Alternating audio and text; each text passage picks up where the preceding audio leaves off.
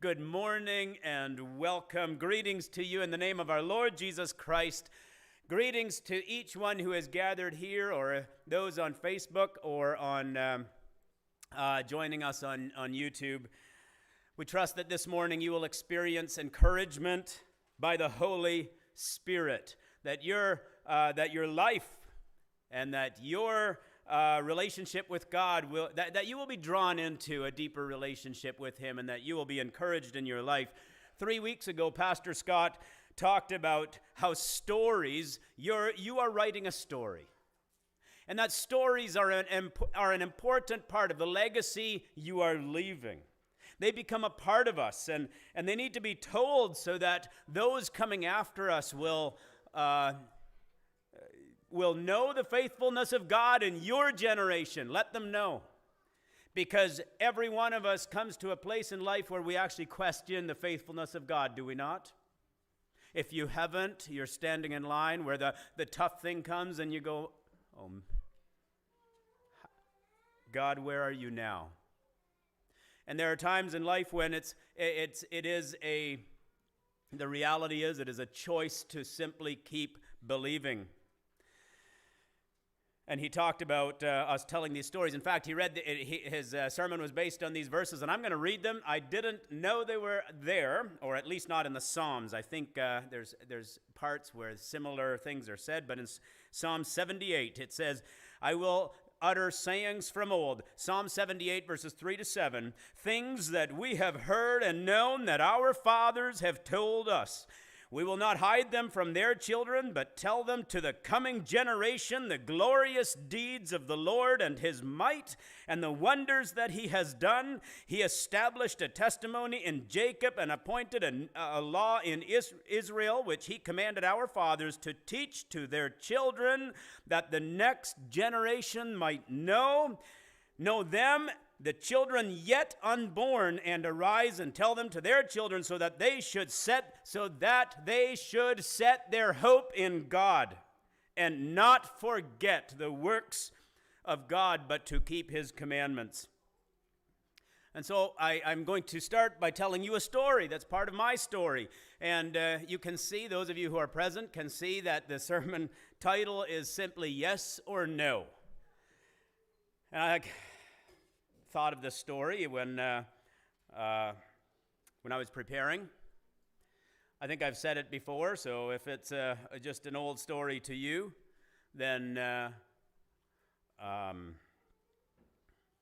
with me. I'm going to tell you a story about little Calvin when he was about in grade 2. I don't know who here is in second grade. Little Calvin didn't do a lot of things fast. Not much has changed. Calvin was not fast in his schoolwork. He was not fast in running. In fact, that earned me a nickname that I didn't care for. And if you think that, and I probably didn't tell anyone that. I don't think even my children probably know that sometimes my friends called me something that I didn't like. And if you think that your words do not have an effect, well, you all know that. Anyone who has reached the age of adolescence or more knows that words have a tremendous effect. Little Calvin, second grade, doing the math speed test, and his gracious teacher was forbearing with him. But she said, Calvin, you need to practice your math facts. You don't do them very quickly. You don't do them, so I want you to practice more. And I don't really remember if I did, likely didn't, because she didn't see any change. And on the wall in the classroom, there was this chart with the students' names down the side, and we were given, every day we would do a speed test with simple math facts. I can find a way to turn something simple into something complicated. And I didn't do many math facts in 1 minute. My pin was lagged far behind the rest of the class. Ho-hum. Calvin, until you get to know your math facts better, I'm going to keep you in at the beginning of recess for a few minutes. You can just practice them, and then you can run and play. Wouldn't you know it, the next day when she asked, how many did you get done? I don't remember what the number was, but 35. I was right in the middle of the pack. And she said, can I see your paper? I was afraid of that, so I had it crumpled up and buried deep in my pocket. I'm not sure where it went. I can't find it. Well, I stayed in at recess, and we looked for that paper until Miss Martin gave up. Said, well, I guess I will believe you, which I'm sure she didn't. I don't remember what I did the next day because I had to keep up the facade for a while at least. And I carried that for a long time, that lie. I carried it for a long time. I was 17 years old, working for a construction company. I was not necessarily living well. We were working, building a shop at Grand Ridge Farms, and there I was, and the foreman would frequently get frustrated with me. I'm guessing I still didn't do anything fast. And I don't know what he said, and I said, that's not true. That's a lie. I don't know if a 17-year-old should say that to the foreman. And he said, well, you're a liar too. Everybody's a liar. Every time. Had I ever confessed this to God? I did. It was looked after. Why did it still bother me? The first thing that came to my mind when he said that was, Calvin, you're a liar. You're still carrying that. 35 on the speed test. That night, after work, I decided, well, I'm going to drive past my old teacher's house. And God, if you want me to talk with her, I want you to, if she's outside, I'll stop and confess. If not, I'm carrying on. I turned up her road and my little Suzuki Swift and was getting close to her home, and I was like, oh, shoot. She was not only outside, she was mowing the ditch. God heard that prayer, I suppose. I stopped, and she was happy to see me. I was not happy to see her. And we had a little awkward conversation. And then I said, I need to confess something. From when I was in second grade or so, she didn't remember a thing, of course. But that lie has never bothered me since. It is dealt with. Hallelujah. I left that home free. I took to the road in my Suzuki Swift and squealed my tires. Are you kidding me? It had like a 1.8 engine, but I couldn't squeal, but I tried. It felt good to finally know I was free. I didn't like to be called a liar. The question is, what about you? Have you dealt with your past? Have you dealt with the things? Have you gone back to your dad or your mom and say, hey, I'm sorry? Have you dealt with the things, and then just this summer, I was officiating at a wedding, and there's a former student there. And we chatted about life a while, and he said, hey, Mr. Martin, I want to tell you something.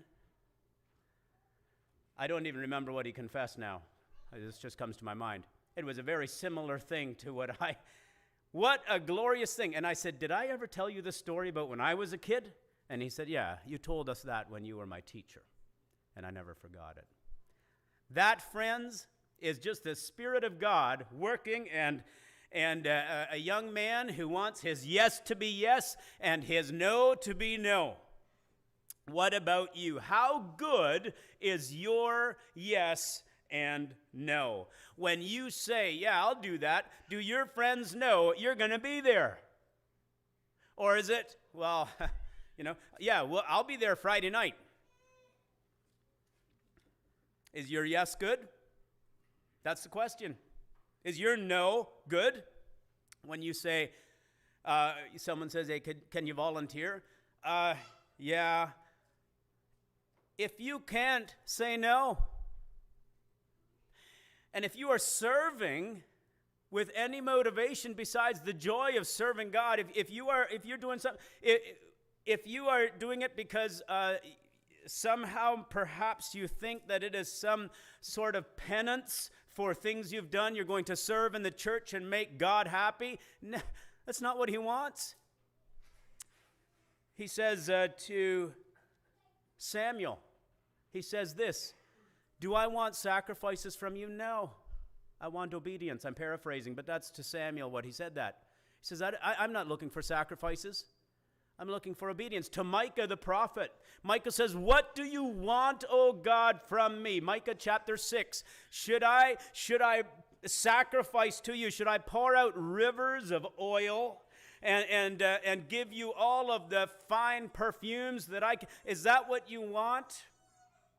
Then he says, in fact, should I sacrifice my firstborn? If you want sacrifice from me, should I take the most precious thing in my life, my child, and should I sacrifice that child for you? And then he answers his own question, and he says this, he has shown me, oh man, what is good and what the Lord requires of me, but to do justly, to love mercy, and to walk humbly with God.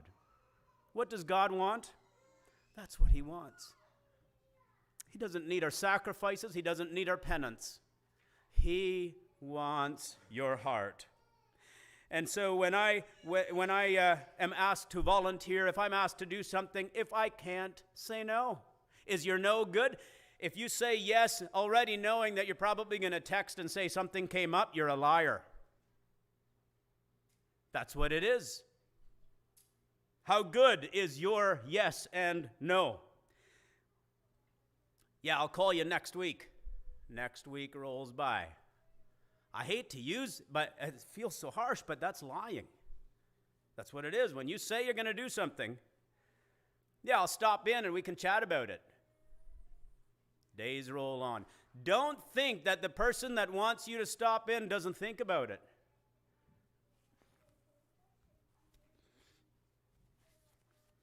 Hey man, I'm praying for you. Are you? Or is that just a convenient way to end the conversation and to get out of that uncomfortable situation where someone's telling you these tough things and you don't know what to say? Hey, I'm praying for you. You better. I'm going to pray for you means that you're going to pray for them. How many times do I get into my vehicle? That's the first thing I do, lest I become a liar. I don't want to.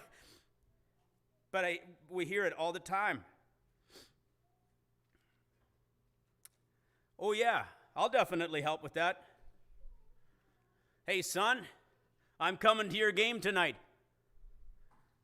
You better be there. You know, I've heard stories of, the kids who are turning around, looking in the stands. What are you looking for? Well, my dad said he's going to be here.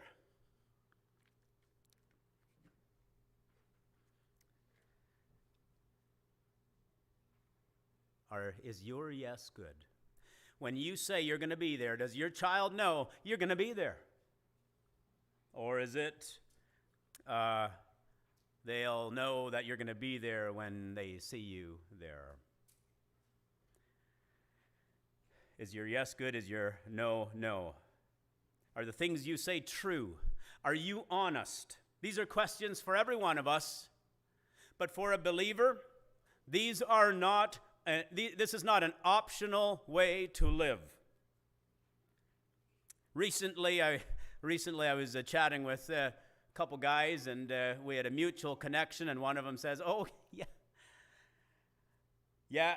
When he talks, you got to shave a little off each end of the story in order to get roughly to the truth." Do people say that about me? Do they say that about you? Or maybe you've heard, "Oh."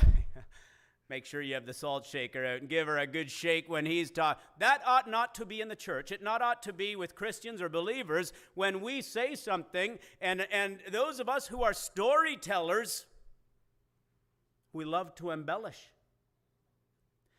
Embellishment is lying.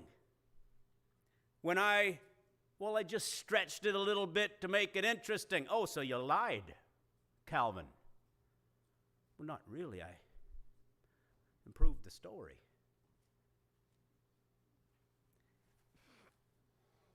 How good, is your yes and no? We're back in the book of James again this morning, and James chapter 5, verse 12. James gives us this direct instruction, man. He doesn't beat around the bush. He speaks so directly. This one applies to everyone in the room. There isn't one of us that hasn't lied. Doesn't matter your age. Doesn't matter your position. Every one of us has lied. James speaks so point blank on everything. Earlier he said, make sure you treat everyone the same. And then he gives this illustration on how we ought to treat people. Chapter 2 of James, if you want to look it up. Chapter 3, he gets into the power of our words, sort of similar to this morning, just the power of our words. And you better control that. He says it's the most powerful muscle in your body because you have... So this is James. You have the power to build and to destroy. Are you ever tempted to bend to the truth? What does that mean? Either it's accurate or it's inaccurate. Either it's true or not. James says, let your yes be yes and your no be no. Almost as if he heard that from someone else. Someone else in his life that he didn't care for so much while he lived said the same thing. His brother Jesus in Matthew chapter 5 was talking about swearing oaths. And we'll get to those verses a little later. And he said, but just let your yes mean yes and your no, no. I'm not positive on this, but I don't think my children, they could correct me. I don't know that I ever say I promise. It should not give them a greater confidence in my words if I add, yeah, I promise to do that. And perhaps I have said that already, but I try not to. It should not give them a greater confidence that I will keep my word. If I say, yeah, I'll do that. That's what it means, and that's what Jesus said, and James is now saying the same thing. Have you ever been tempted to bend the truth? What about white lies? Well, it ought not be so. If our goal is to deceive, I remember sometimes, I'm sure the youth are still deal with some of the same things that we did when we were kids. Some of the things have changed and so many haven't. What time did you get home last night? A little after midnight. Yeah, 3 o'clock is actually not a little after midnight, although, I was sort of saying the truth. No, you were actually intending to deceive. You see, but I was there too. Are you an honest person? If someone would ask anyone, are you an honest person? Of course I am. Every one of us would say that, yes, we are. Of course we are. But then we face a tough question. Sometimes something is suddenly going to make us look bad, and we just sort of bend to the truth, or in an effort to protect ourselves or protect our reputation. Oh, shoot. They can't know that about the teacher or the preacher or whatever the role is, the hat you were wearing, the dad, the mom, the grandpa. Oh, no. And so we say something other than the truth. And that's a lie. Where did it ever come from? You see the photo on the wall behind me. Where did it ever come from that we, do you remember doing that as a child? We have our fingers crossed, and so someone asks us a question, and we can answer it however we like, because when our fingers are crossed, it doesn't count. I don't know where that comes from. Somehow our words don't count. Let me tell you, our words matter. Our words count. Like I said, anyone who has reached the age of adolescence or more has already discovered that our words have a tremendous effect. It doesn't matter whether our fingers, our legs, our toes, whatever we all practiced crossing when we were children, it doesn't matter. Our words are our words, and they have tremendous effects. They can build us up, encourage a person. They can give life. That's what words do. Have you ever experienced life-giving words? Oh, the times I have, where someone comes alongside and speaks something into my life that I just needed to hear. Those words are life-giving, and you know that your words can have equally devastating effects. They can tear us down, devastate, discourage, destroy, and ultimately kill. Where a person says, I will never go to church again. After what that preacher said to me, after that criticism, after that judgment, the list goes on. And God forgive us, because the church is guilty sometimes. Sometimes we get it wrong. May God have mercy. I remember I was in 6th or 7th grade when we were doing an art project. It was we were to pick a motto and illustrate it. And I remember the one I did. A slip of your foot you may soon recover, but a slip of the tongue you may never get over. Still remember what I drew. It was the most awkward football player that has ever been drawn falling. A slip of the foot we may soon get over. A slip of the tongue you may never recover. See, our words have such powerful effects. What are yours like? Are they life-giving? Are we able to withhold those words that hurt or destroy? Are we able to catch them? It reminds me of the story of a young man in a town who went about slandering people, saying all kinds of hurtful things about them, and including the wise man of the town. And eventually, the young man realized the devastation of all his words. And he went to the wise man and said, "Can you forgive me?" And he said, "I certainly can. But first, we're going to go to the top of the hill outside of town." And they trudged up there, and the old man carrying a bag. And when he got up there, he said, "I've forgiven you." And he opens the bag, and he releases a whole bag full of feathers. And then he says, "But now your job is to go collect all the feathers." And the young man said, "That's impossible. I can't do that." And the old wise guy said, "And just so it is with your words. When you've spoken them, you can't bring those back. You cannot undo the damage you've done, even though you are forgiven. So it is with our words." What are you doing with your words? Are you, and today can be the first day for a new commitment to a wholesome, positive speech. Today it can start. What are you doing with your words? Is your yes good? Is your no good? I'd like to read James chapter 5, verse 12. "But above all things, my brothers and sisters, swear not, neither by heaven, neither by earth, nor by any other oath. But let your yes be yes, and your no, no, lest you fall into condemnation."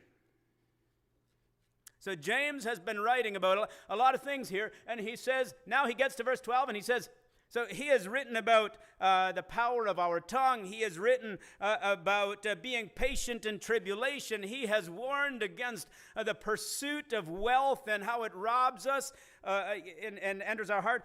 And now he says, "But brothers and sisters, above all things." I want you to listen up now. This is it. Above all things. You may say, "Are you kidding? How is it above all things?" And he's saying, if you don't pay attention to this, I think is what he's saying, if you don't pay attention to this, the rest doesn't really matter. If your words, if you can't be trusted, the rest doesn't matter. If you've been betrayed, you understand that, right? So if someone tells me that whatever the betrayal is, they're going to help me with the project, and the day comes and I'm working and they never come. The next time around, of course I'm not sure that they're going to come because they didn't keep their word. Or if someone says something bad about you, are you going to trust them completely? Of course not. It has an effect. So he's saying, above everything else, this matters. You got to be honest. Your yes needs to be a yes, and your no needs to mean a no. Above all. And he's writing to the church here. He's not really writing to unbelievers. Remember, this letter is being written to the Christians that are dispersed by persecution, and he calls them brothers and sisters. James doesn't say, you cross your fingers and it doesn't count. He doesn't say that, well, sometimes you need to say a little white lie to get out of trouble. Sometimes people have said, but what if you lie in order to accomplish something good? Maybe that's a tough question, but I say, O ye of little faith. God does not need us to sin in order for him to accomplish his purpose. He needs us to have faith. He needs us to trust. The stories, the miracles, even in the modern age, of people who were maybe Christians working in a closed country. God has done miracles, but never when they were lying. It came when they expected to get caught. It came when they were living openly, freely. Brothers and sisters, swear not. Do not swear. All right. He doesn't mean cussing, all right? And everybody goes, yes. No, I'm kidding. This is not what he's talking about, though. God does mention in a number of other places, Ephesians and Colossians, about putting filthy communication away. Do not have corrupt communication. And so, but in this case here, he is talking about swearing oaths. He's talking about needing to say, I swear, in order to be believed. You're talking with a friend. No, I swear it's true. He says, don't do that. I swear on my life. I swear on my life that this is true. And somehow the other person is supposed to then go, oh, okay, so it's true. It means I swear on everything that's good and holy, man. God says, don't do that. You're going to profane my name when you do that. That's what he says. I swear on my grandmother's grave. Have you ever heard that? What does that mean? I heard one guy say she's going to come out of the grave. You liar! I swear on a stack of Bibles. Dude, why the stack? Each of them is God's word. They all say the same thing. God says, don't swear. I swear to say the truth, the whole truth, and nothing but the truth. So help me God. And God says, I'm telling you not to do that. That's what he says. He says, don't do that. He says, when you do that, you are profaning my name because I want you simply to be honest. I want your yes to mean yes and your no, no. When you say that you're going to do something, do it. Makes me think of a time in my dad was asked to be a friend to an old guy at their church that had committed some grave sins a long time ago. It was when his grandchildren were little, and the grandchildren grew up, and they went to the authorities and said, Grandpa needs to be held to account. And they're not wrong. The church asked my dad if he would be a friend to the guy because he lived alone, needed encouragement, needed to somehow keep his sanity. The time for the court case came, and Dad was asked to testify since he had befriended the man. And he did so, but when he took the witness stand, this is such a blessing to me. He took the witness stand, and the judge looks at the room of people and says this. Or he looked at Dad first and said, I assume you don't want to swear. And Dad said, that's right. And then he said, Jesus taught his followers to not swear oaths. And since this man is a believer, he will not be swearing an oath.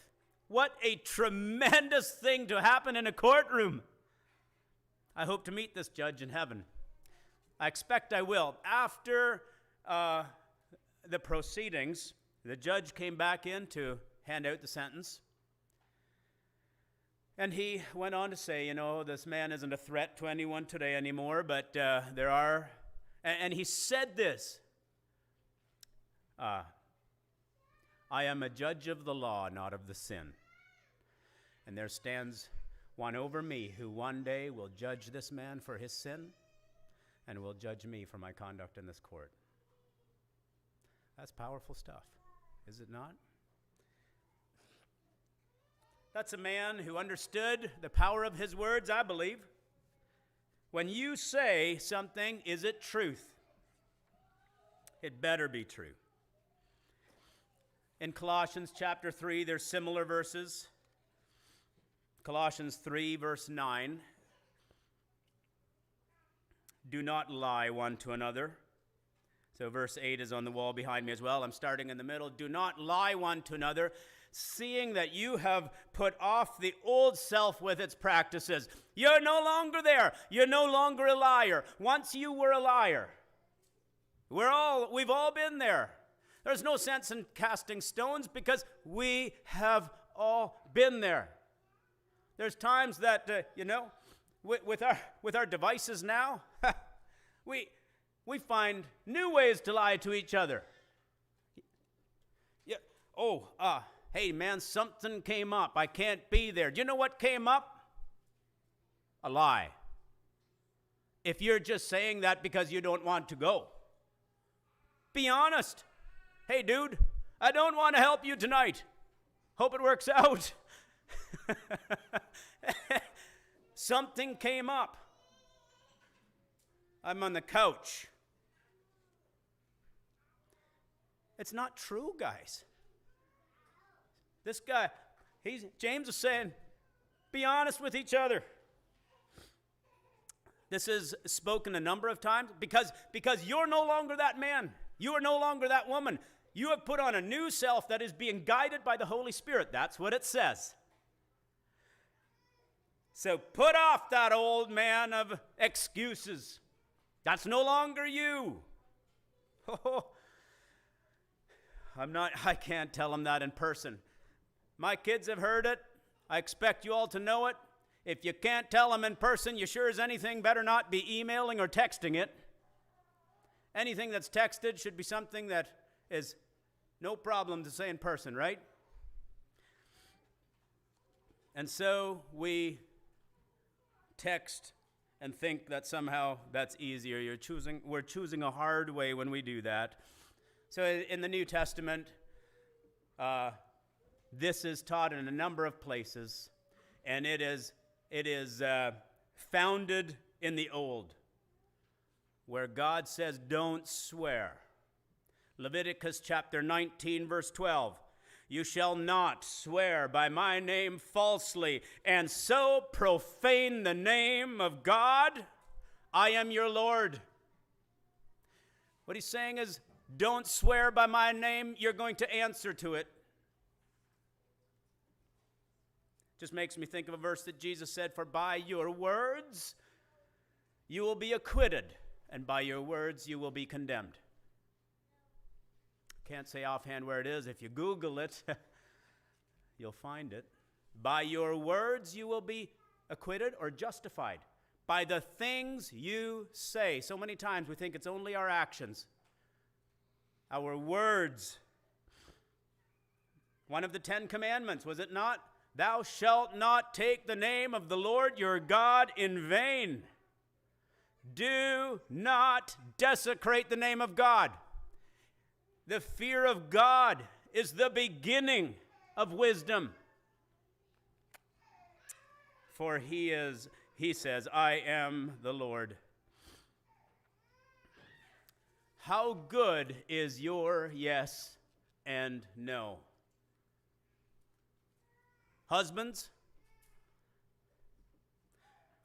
Hey, honey, can you pick up milk on the way home? Eggs, butter. Can you stop and get those? There's some farmer sitting here. We don't buy that at any store, you guys, you. Can you pick up milk, butter, eggs on the way home? Oh, yeah. Guys, you better. You walk in the front door. Did you get the milk?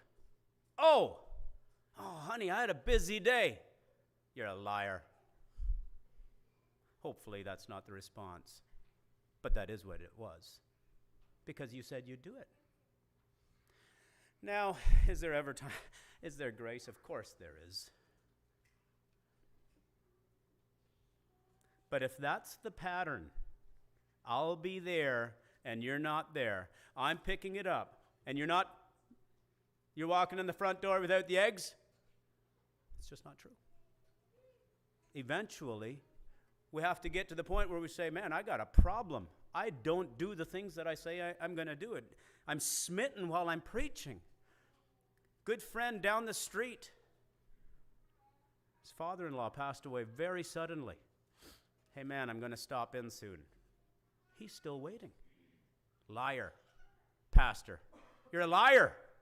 Stop in. Unless I do so, I am a liar, and I need to reconcile that. We're not off the hook because we're believers. This is the truth.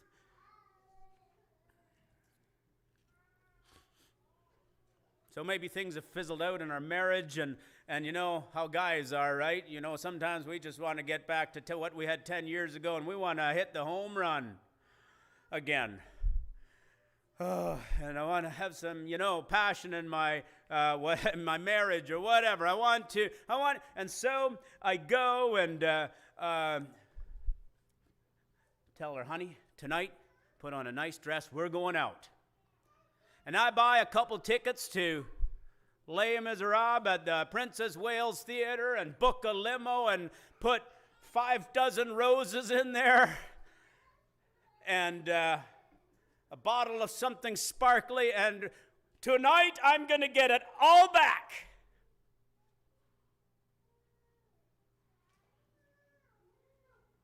Do you know what she wants? She wants me to save the $400 and bring home the eggs. Isn't that true? She wants me to do what I say I'm going to do. Not saying that we shouldn't have those nights once in a while and those times at the Les Miserables. Those are good things to do. But if we're depending on that, guys, we're missing it. Isn't that true? Or they want us to do what we say we're going to do. They want us to be faithful. They want our yes to be yes and our no to be no. Children, I used to dislike Ephesians chapter 5, verse 1. Children, obey your parents in the Lord, for this is right. Now I love it. I'm kidding. Okay, I'm sort of kidding. Honor your father and mother, which is the first commandment. Second commandment,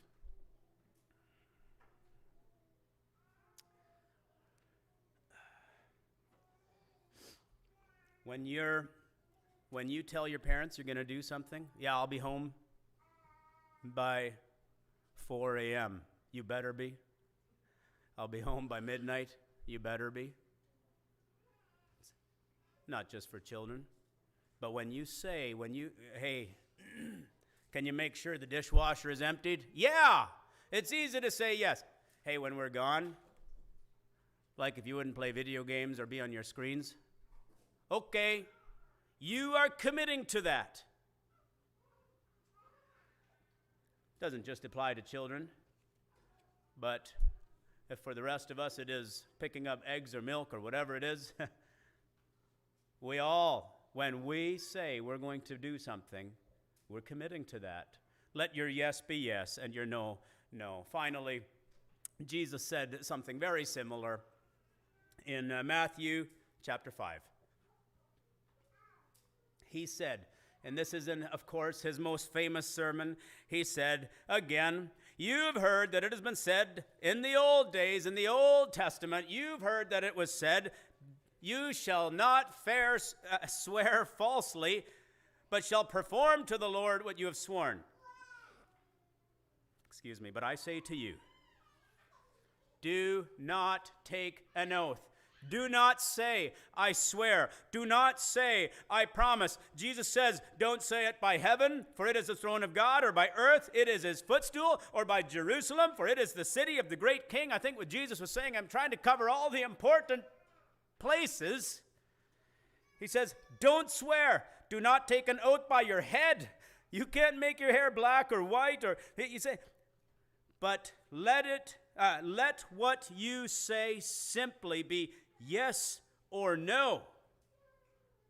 Anything more than that, he says, is evil. Comes from evil. Is your yes good? When you are saying, when I am telling a story, are there a few extra details just to keep people laughing? Because, man, that feels good. When I'm asked a tough question, is it a yes or a no?